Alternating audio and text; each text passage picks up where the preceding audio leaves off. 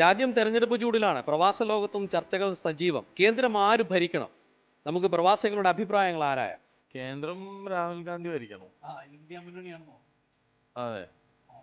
ആരെ സ്ഥാനാർത്ഥി നാട്ടില് ജയരാജ് വോട്ട് ചെയ്യുന്നുണ്ടെങ്കിൽ LDF ജയരാജനായി. മണ്ഡലത്തിൽ തീർച്ചയായിട്ടും കോൺഗ്രസ് വരണമെന്നാണ് ആഗ്രഹം. അതാകുമ്പം ഇപ്പോൾ വരുന്ന മെയിൻലി സെക്യുലറിസം, ഓക്കെ, ഇനി വരുന്ന തലമുറയ്ക്ക് കൂടുതൽ എഡ്യൂക്കേഷൻ ഓപ്പർച്യൂണിറ്റീസ്, ജോബ് ഓപ്പർച്യൂണിറ്റീസ് അത് കിട്ടണമെങ്കിൽ കോൺഗ്രസ് വരണമെന്നാണ് ഞാൻ ആഗ്രഹിക്കുന്നത്. വികസനം തന്നെ, വികസനം മാത്രമല്ല ബാക്കിയുള്ള ഈ റിലീജിയസ് ഇഷ്യൂസും കാര്യങ്ങളെല്ലാം എല്ലാം കൊണ്ട് ഇപ്പം ഭരിക്കുന്നതിനെ കൊണ്ട് മെയിനായിട്ട് ഇഷ്യൂ എന്ന് വെച്ചാൽ ഈ ജാതി മതം അത് തന്നെ ഏറ്റവും വലിയ വിഷയം. അതിന് വലിയൊരു മാറ്റം തന്നെ വരണം.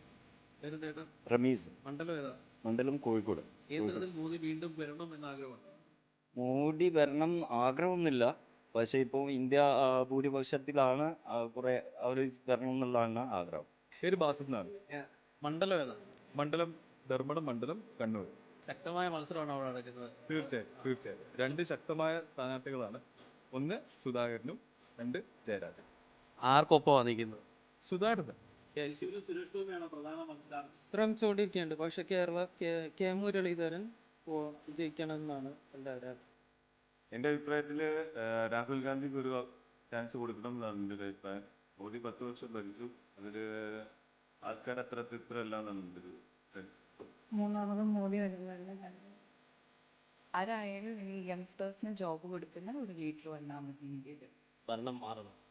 ഭരണം മാറിയിട്ട് മാറ്റങ്ങൾ വരണം.